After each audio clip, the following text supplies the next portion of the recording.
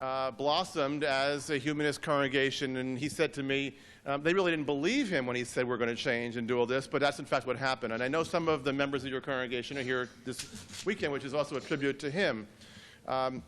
So he has been a very vital part of this movement. He has been an editorial contributor and writer to the journal Humanistic Judaism.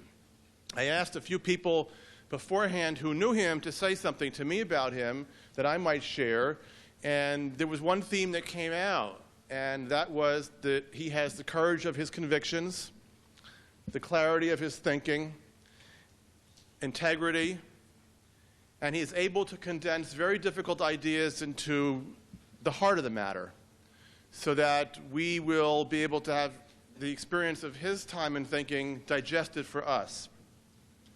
His presentation will focus on the transformation of Reform movement. And we just heard the beginning of the Reform movement. He will now bring us up, in a sense, to the modern period. And the question was asked and posed towards the end, what's made this transformation? Why is this happening? And I would bring back one of the comments that Zev Chaffetz said last night at the very beginning of his talk, and maybe Dan will address this, and the question is relevance. Is the Reform movement relevant?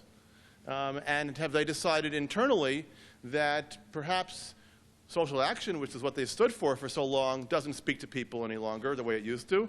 And perhaps it is, in fact, the new move to ritual and other ethnicities that need to be recovered by them.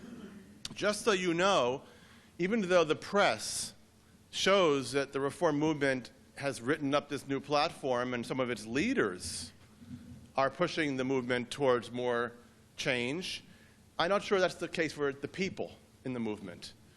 And I would just share with you one anecdote and then turn the podium over to you.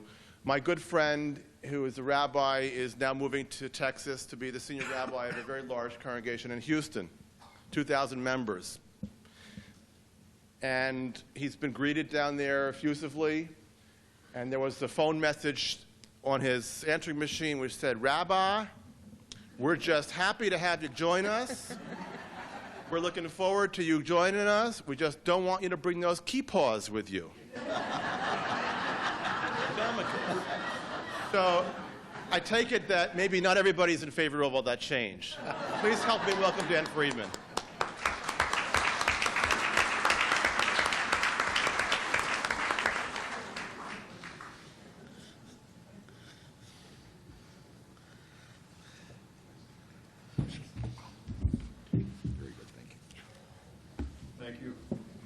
Very unusual to have the opportunity to be introduced by another humanistic rabbi. There aren't that many of us around. And I think it is the first time, other than, of course, Sherwin's introductions, that this has been my privilege. So I thank you, Peter.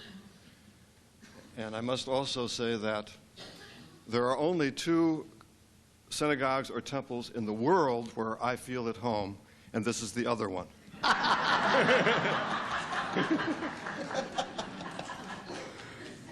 I feel very comfortable here because this is not my first opportunity to speak here in this room, in this congregation, and I see many faces that are not old, but they are very familiar to me, and it's wonderful to see you folks again. Some of us were in Israel together. We were in Phoenix together, and now we've come back to the fount together.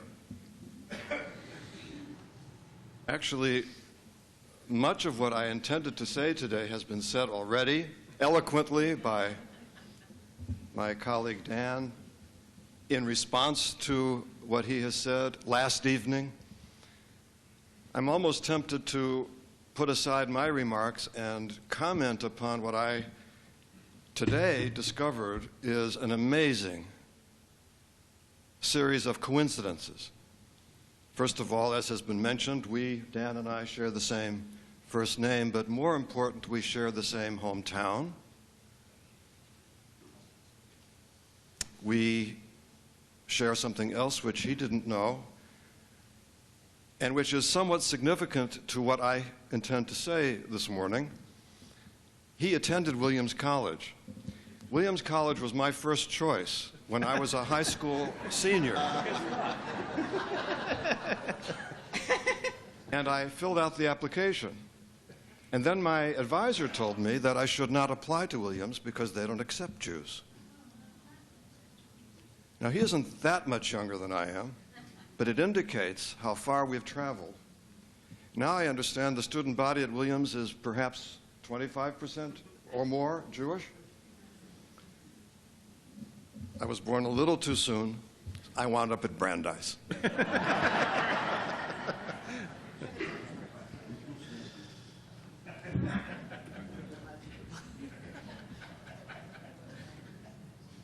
It also occurs to me that given the flack that words such as secular, humanistic sometimes receives from the public at large, and given the fact that we now have 3 Colorado people sitting at this corner of the room, we might, at this time, on this weekend, the 3 of us found a new Judaism which we might call Rocky Mountain Judaism. No one will object to it.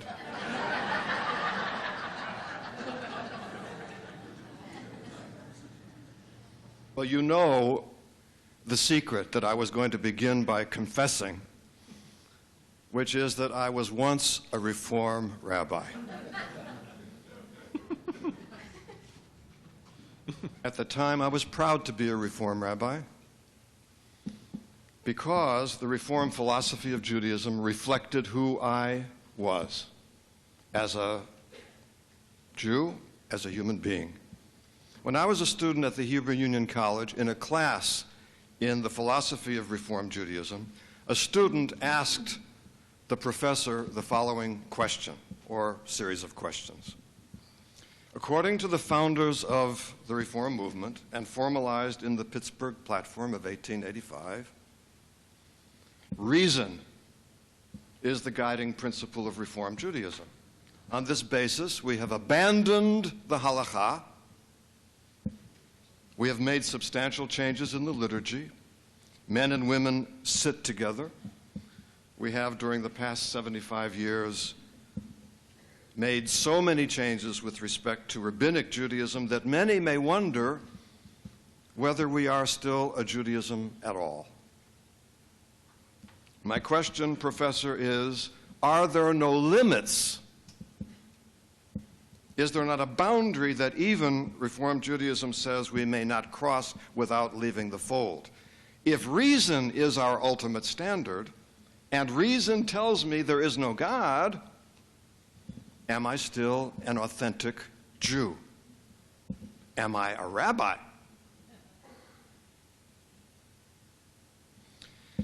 The answer came after a thoughtful pause and an obvious inner struggle. And the answer was in these words, or a paraphrase thereof. This was 40-some years ago. I share your apparent concern that there is no doctrine or creed or theological statement that defines our movement.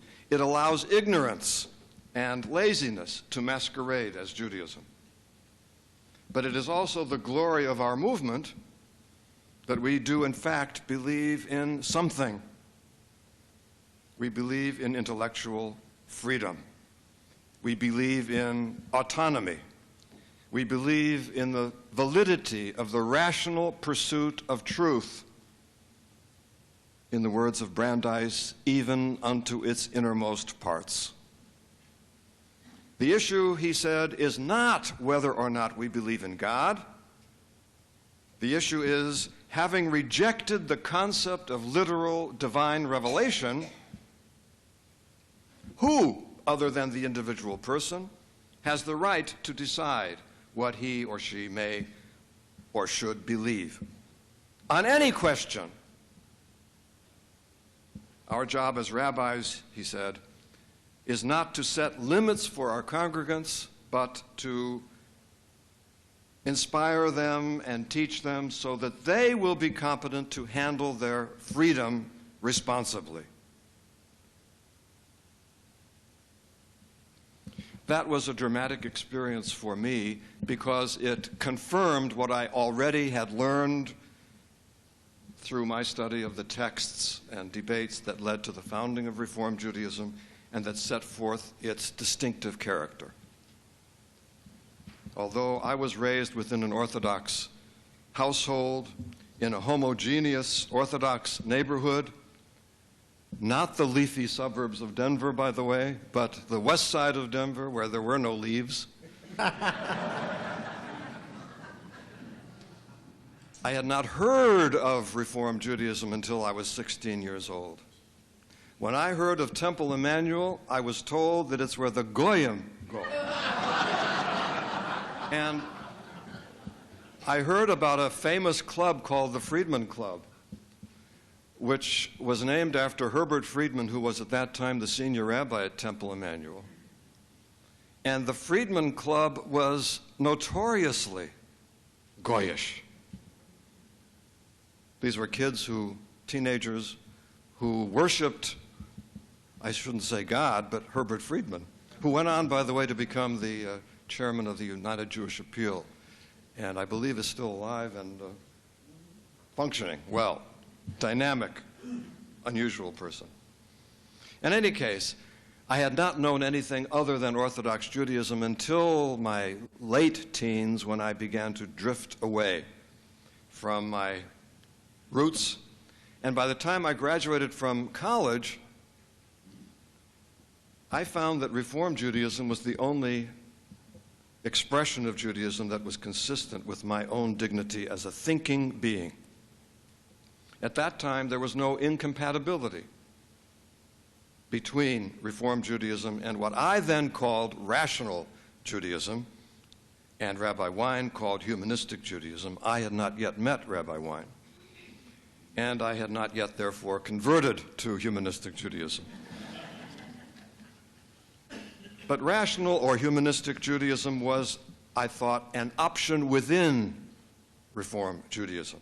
So much so that all of the rabbis who have explicitly identified themselves as humanistic rabbis are, to this day, as far as I know, graduates of the Hebrew Union College. I say to this day, bearing in mind that as of this evening, the statement will require revision. I believed, though, at that time, that the roots of Reform Judaism, as represented, for example, in the Pittsburgh Platform, contained an incipient humanism, and that eventually humanistic branches would emerge. I had learned, after all, that Reform Judaism viewed Judaism as an evolutionary process. And inasmuch as the words of the Pittsburgh Platform state, we recognize in Judaism a progressive religion, ever striving to be in accord with the postulates of reason. I had to look up the word postulates. It's the first time I think I'd ever heard it, maybe the last. Ever striving to be in accord with the postulates of reason, I believe that it was only a matter of time, and perhaps not a great deal of time, before the natural course of evolution would carry reform to its logical destination, humanism. I had no reason to anticipate that reform would turn its back on its own philosophy and cut off its roots, or cut itself off from its own roots. Alas, over the past several decades, that is exactly what has happened.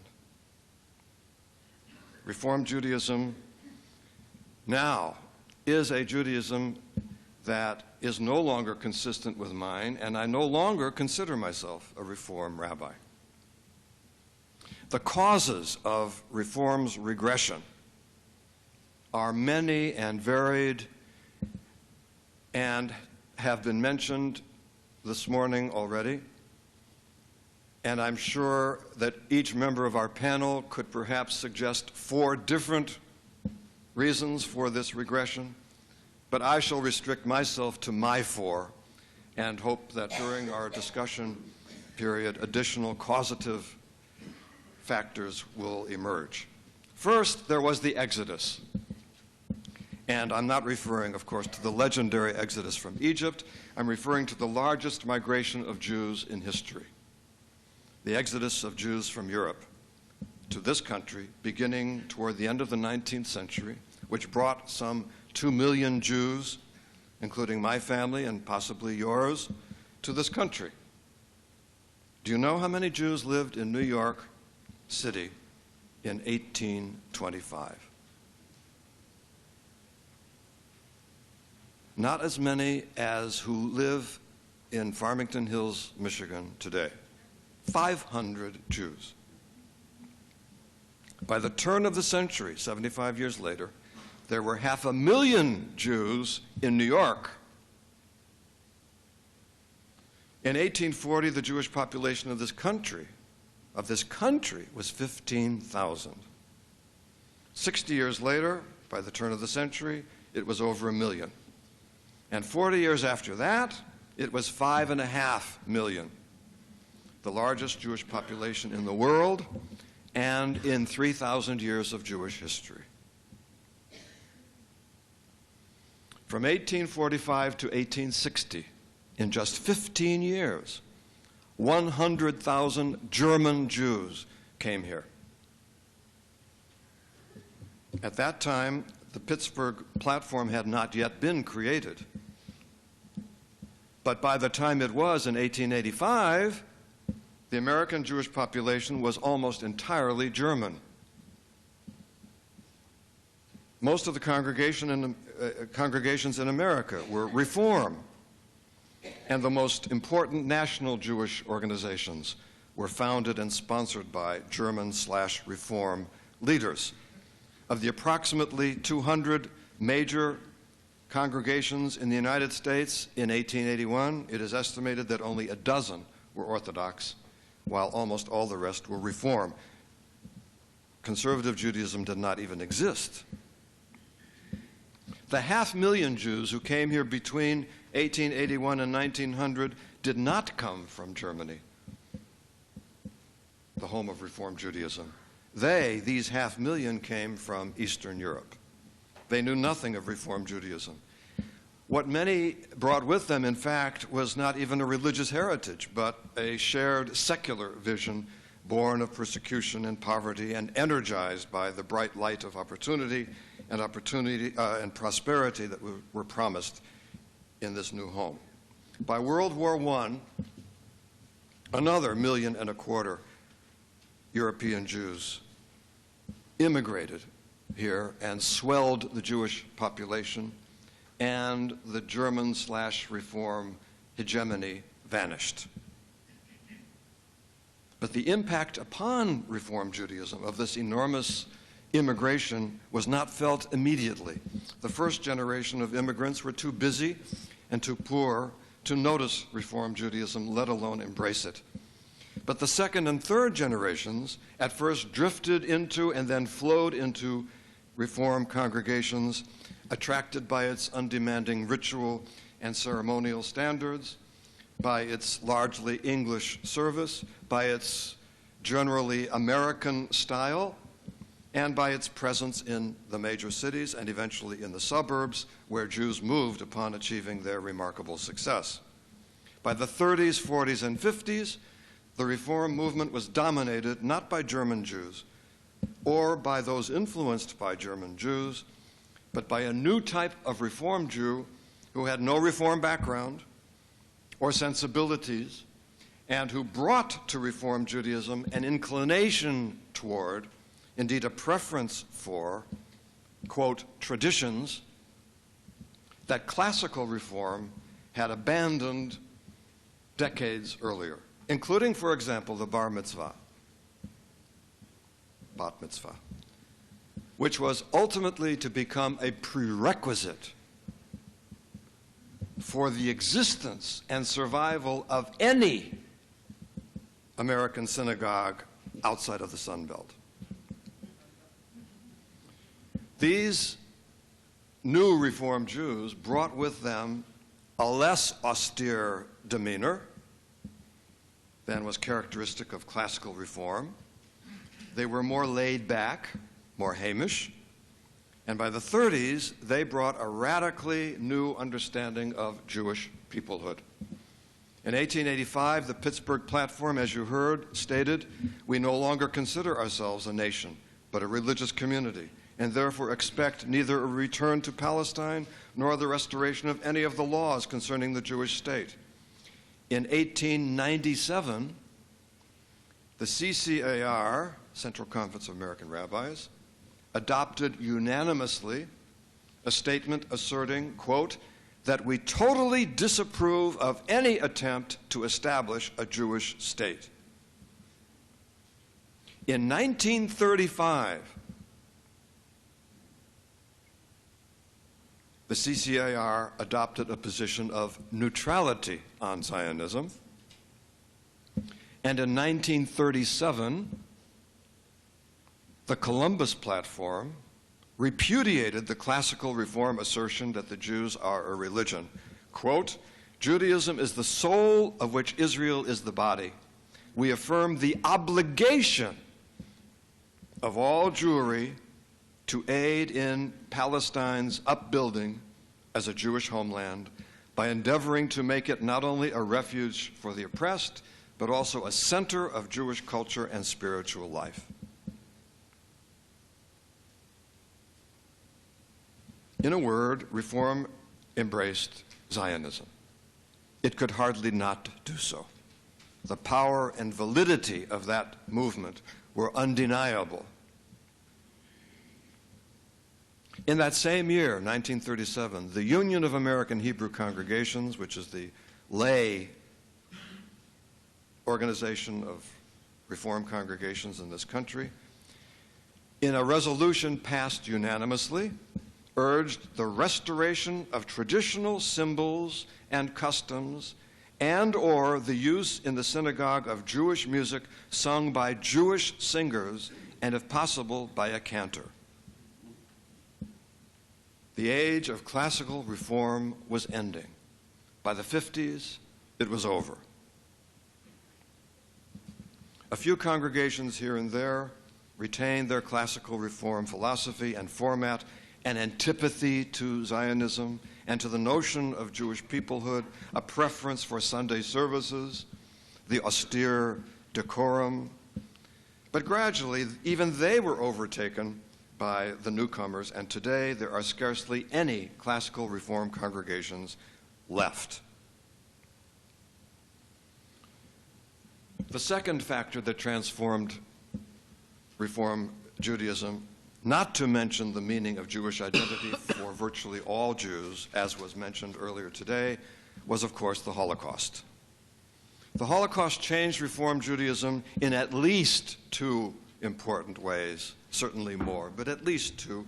First of all, the Holocaust destroyed the conception of the Jews that had been central to Reform Judaism since its inception, or certainly since the latter part of the 19th century, although it had been challenged as early as the migration of Eastern European Jews decades prior to the Holocaust, namely that the Jews are essentially a religious community. What distinguishes Jews and defines them as Jews is their theological commitment and their ritual and ethical behavior that follow therefrom. 20th century anti-Semitism in general, and the Holocaust in particular, devastated this notion by defining Jews utterly without regard to their beliefs.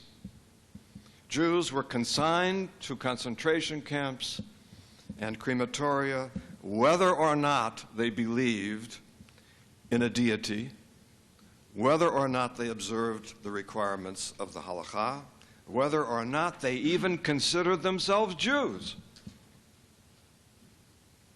Their religious convictions were certainly irrelevant. They met their fate on the basis of kinship. After Auschwitz, it was no longer possible for Reform Judaism to maintain the fiction that the Jews are a religious community. As I mentioned, this fiction had confronted evidence to the contrary some 30 years earlier. Michael Meyer notes in his Response to Modernity, A History of the Reform Movement in Judaism, quote, "The large immigration of Jews, so different from themselves, created a profound ambivalence in their co-religionists of German Jewish lineage. The East Europeans were a hodgepodge of atheists and socialists, Zionists, and resolutely Orthodox. They spoke Yiddish and persisted in their own subculture, negating the Reform principle that Jews were different only in religion. But the Holocaust," I'm no longer quoting, "the Holocaust presented undeniable, empirical, and horrific evidence that Jewish identity transcended religion. The Holocaust buried the myth of Jewish religious identity forever." The Reform movement thus shifted to a new understanding of what it is that bonds Jews together, namely peoplehood. The Jews are a people, bonded not by ethical monotheism or by any kind of theistic commitment, but whose very existence and destiny depend upon a factor that was anathema to reform since its inception: kinship. We shall return to this matter shortly. A second profoundly important effect of the Holocaust upon Reform Judaism was its devastating effect upon reason. Thanks to the monstrous behavior of the German nation, the nation widely but mistakenly considered the very enshrinement of reason, many people, including Jews, believed, and to this day continue to believe, that inasmuch as the most rational of nations, the nation of Beethoven, Kant, Hegel, Goethe, was capable of a degree and scope of cruelty, barbarism, and evil, the likes of which the world had never seen before, given the fact that Germany was capable of this behavior, the assumption that human beings are, or even should be, ruled by reason is not only fallacious, but dangerous. Reason, it was and is believed, is a poor reed on which to build a humane world. I hasten to add that Germany under the Nazis was anything but rational, anything but the enshrinement of reason. In fact, Nazi Germany had lost its reason and descended to the darkness of irrationality, the likes of which the world had never seen before.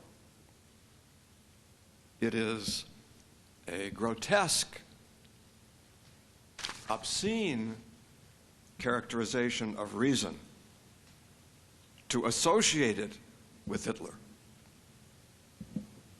But Germany's reputation as the home of civilized accomplishment, and more important, its methodical program in identifying, isolating, dehumanizing, and then exterminating Jews and other undesirables, misled many into mistakenly believing that this deliberate, systematic destruction of human beings was rational, when actually it was the abandonment of reason that made Hitler and the Holocaust possible. But the alleged failure of reason spawned among some Jewish thinkers, including those within the Reform movement, a sense of the unfathomable mystery of existence and a deep skepticism toward the naive optimism articulated by the founders and earlier leaders of Reform Judaism.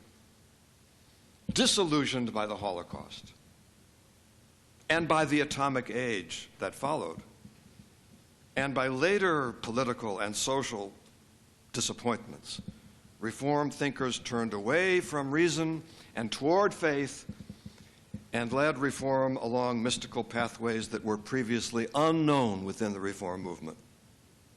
This mysticism was not directed toward an all-powerful, all-benevolent, interventionist deity.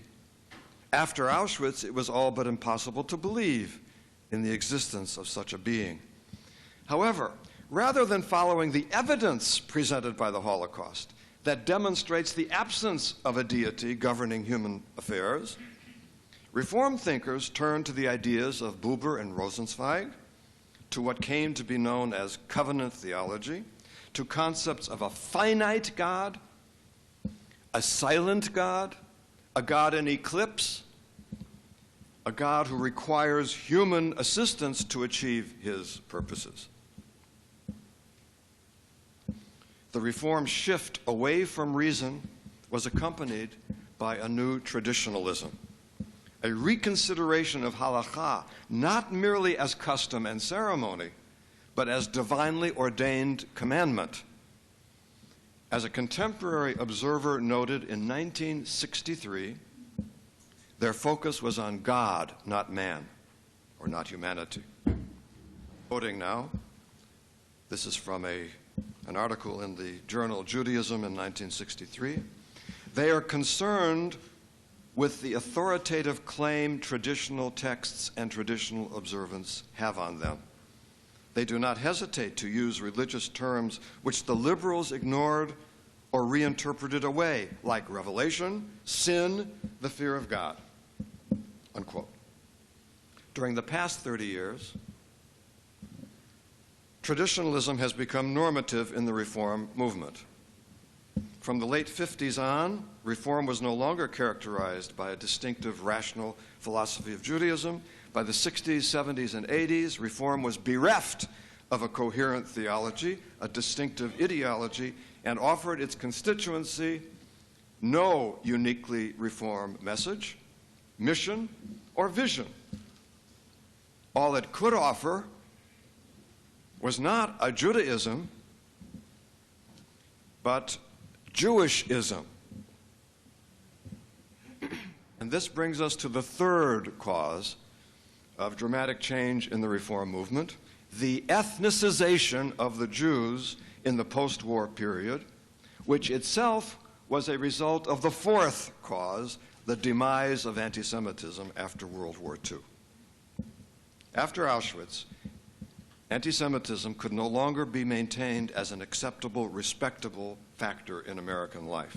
Again, not immediately, but eventually and ineluctably, anti-Semitism has disappeared from the structures, from the institutions of American society, from government and academia, from business and professional life, even notably from official church teachings.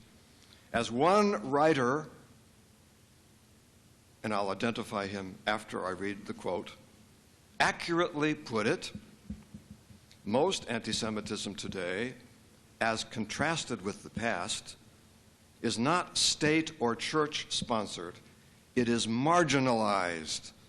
It is directed at Jews because of our perceived influence as part of the establishment, and it is waning. Anti-Semitism is no longer directed at Jews from above, from the government, employers, universities, and other powerful institutions. Jews no longer must apply to anti-Semites and depend upon them for their employment, admission to college, or anything else of importance. This is in sharp contrast to former times when Jews were beholden to anti-Semites who made some of the most important decisions affecting their lives. Today's anti-Semitism comes from below, from those on the margins of society who have no real impact on the lives of Jews. We no longer need to look up to anti-Semites who wield power. Now we look down on anti-Semites who are powerless and marginalized. These ne'er-do-well bigots can be annoying and even frightening, but at least at the present time they are relatively toothless. Now, the source is The Vanishing American Jew by Alan Dershowitz. And I didn't want to prejudice his remarks by giving you the source at first. But I happen to think that this is a very cogent and accurate description of the status of anti-Semitism today. And it highlights a fact of American Jewish life that many Jews take for granted, but is responsible for what is possibly the most significant and dramatic change in Jewish life in millennia. It is no longer a disability to be Jewish.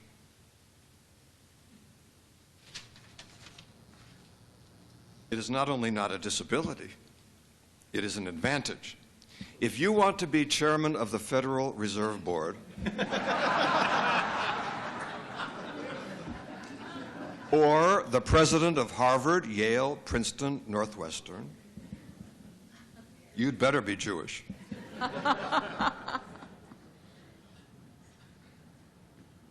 And this happy state of affairs, I believe, has led, or is one of the causes of the ethnicization of the Jews in America.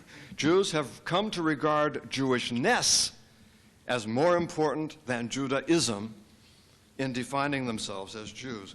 One might even say that Jewishism has replaced Judaism as the religion of the Jews. Jews do not belong to synagogues, to temples, for religious reasons, and this is not confined to humanistic or these offbeat, eccentric groups at all. Jews typically belong to conservative, Reform, Reconstructionist congregations. I won't mention Orthodox, but I think many of them also could be included. Not for religious reasons. They belong for secular or ethnic reasons. They do so, that is, in order to maintain their connection to the Jewish people, or what is loosely called Jewish culture, or even more loosely, the Jewish heritage. Synagogue membership serves social needs, communal needs. Judaism itself has become ethnicized, indeed secularized. And this may be the most significant development in the history of Judaism in the last 2,000 years. The secularization of Judaism. People participate in, quote, religious activities for secular reasons. They light candles, or they conduct a Seder, not as a service to God, but in order to feel Jewish, or for other secular reasons, such as to promote family togetherness. And many Jews today skip the ritual and just eat the matzah and call it a Seder. The Knedlach. Reform Temple has capitalized on the ethnicization of the Jews by becoming an agency not for the transmission of a religious philosophy at all. There is no religious philosophy within Reform congregations, but for the promotion and celebration of ethnic solidarity. Reform has become a place where you go to be Jewish, by having a bar or bat mitzvah, for example, or to commemorate Jewish peoplehood, which is essentially what Jewish holidays have now become. Reform rabbis have become what Jacob Neusner calls ethnic cheerleaders.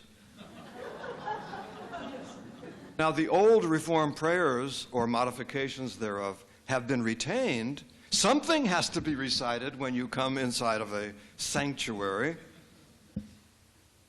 But the contradiction between the plain meaning of the prayers, which praise and thank and call upon a deity to protect and prosper the Jewish people and assure them that divine protection has always been and will always be theirs, the contradiction between that and the post-Holocaust reality of Jewish experience renders the prayers absurd.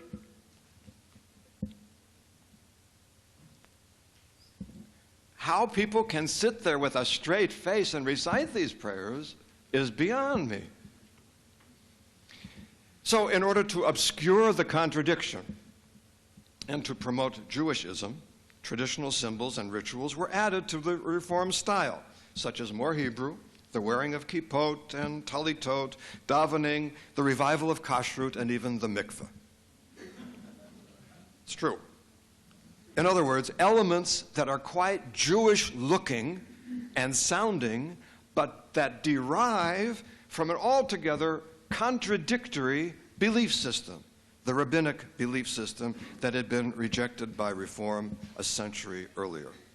Plus another ingredient that served to distract from the absence of substance in the contemporary Reform movement. I refer to the addition of, forgive me, spirituality as the watchword of the Reform faith. The vague and undefined but important sounding connotations that the, quote, spiritual quest have replaced theology as the Reform movement struggles to offer a message and a purpose for its existence, absent a coherent philosophy or theology. The problem, though, for Reform Judaism and for any Judaism that relies upon Jewish ethnicity for its rationale is that in our time and place, Jewish ethnicity is very tenuous.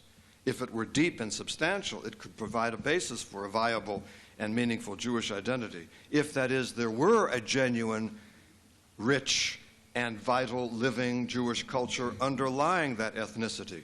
That culture, however, has all but disappeared for the vast majority of Jews, American Jews. Their ethnicity is so thinned out, so superficial, so empty of content that it barely exists. Therefore, when we refer to Jewish ethnicity in the context of American contemporary Jewish life, we should add the adjective, always, ersatz. Because Jews today want to feel ethnic, but they don't want to be ethnic. Being ethnic is the natural consequence of participating in a living culture whose distinctive language, music, values, literature, and ethos significantly affect one's decisions, one's sense of self, one's very identity. A culture where Hebrew or Yiddish was spoken, where the foods, the songs, and celebrations emerge naturally out of the living culture. Ersatz ethnicity is what is happening to weddings these days when couples enact rituals that they have never seen but may have heard about. Brides circling grooms, grooms circling brides, throwing candy, putting on a yarmulke or a talit only to be abandoned and never worn again, borrowed for the occasion, indeed, and signing a ketubah whose language they cannot even read, nor whose content do they even want to understand.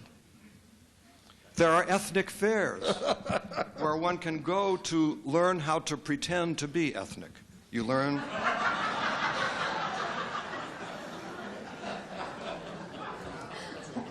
a dance or a song that comes out of Eastern European culture, and you feel Jewish until on your way home you eat treif at a Vietnamese restaurant. The klezmer craze is part of this phenomenon of fake ethnicity. By the way, I love klezmer music. I love the music of many cultures.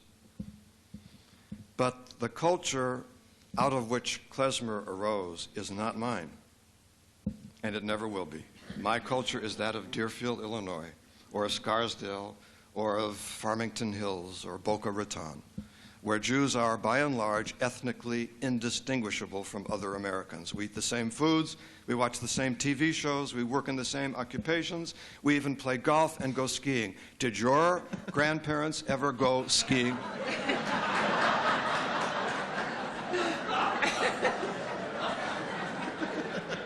Looks like that. What distinguishes you from your non-Jewish neighbors? I officiated at a wedding not long ago with another clergyman, a Catholic priest, and the priest, who had not met the couple prior to the wedding, entered what I call the staging room, where everyone waits before marching down the aisle. He studied the bride, he studied the groom, he studied their families, and whispered to me, "Which one is the Catholic?"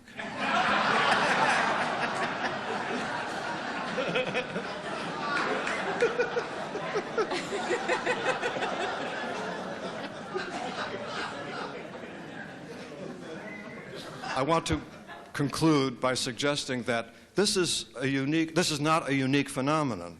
The Jews, the waning of ethnicity among Jews is part of a national pattern. We are becoming a country of former Italian Americans, former German Americans, Polish Americans. Within a few decades, it's quite possible that the Jewish community, too, may well consist of largely former Jews, people of Jewish background, that is. This possibility, which goes under the rubric assimilation, scares rabbis to death. Rather than celebrate the unprecedented freedom, opportunity, affluence, acceptance that we enjoy in this country in this time, and yes, that has given rise to an increased rate of intermarriage, but also to the spectacular success of Jews in virtually every field, every occupation, in academia and government, in the arts and sciences, in neighborhoods and families which not many years ago were Judenrein. The response of the Reform movement has been to circle the wagons, imitate previous modes of Jewish behavior, condemn Jewish men and women who marry outside of the tribe, and deconstruct Reform Judaism. That is the import of the Statement of Principles of Reform Judaism, approved by a vote of 324 to 68 at the recent convention of the CCAR in Pittsburgh. Pittsburgh. It is ironic that this timid, tepid, torpid description of Reform Judaism's current state of mind should be issued in the very city where a century earlier a small band of courageous Reform rabbis proudly and confidently proclaimed their emancipation from the very restrictions and theology the new declaration embraces. Pittsburgh, 1885. We hold that all Mosaic and rabbinical laws as regulate diet, purity, priestly purity, and dress originated in ages and under the influence of ideas altogether foreign to our present mental and spiritual state. Their observance in our days is apt rather to obstruct rather than to further modern spiritual elevation. And my favorite sentence, we recognize in Judaism a progressive religion ever striving to be in accord with the postulates of reason. Pittsburgh, 1999. We affirm the reality and oneness of God. We affirm that the Jewish people is bound to God by an eternal Brit. By the way, they had to give the English translation of the word covenant. We respond to God daily through public and private prayer, through study, and through the performance of other mitzvot. We are committed to the ongoing study of the whole array of mitzvot and to the fulfillment of those that address us as individuals and as a community. Some of these mitzvot, sacred obligations, they have to define that too, have long been observed by Reform Judaism. Others, both ancient and modern, demand renewed attention as the result of the unique context of our times. We cherish the truths revealed in Torah, God's ongoing revelation to our people, and the record of our people's ongoing relationship with God. The Reform movement entered this century offering a bold, new vision of Judaism, released from the bondage of tradition and mysticism, and committed to rational progress. Reform Judaism leaves the century in retreat, imitative, and exceedingly dull.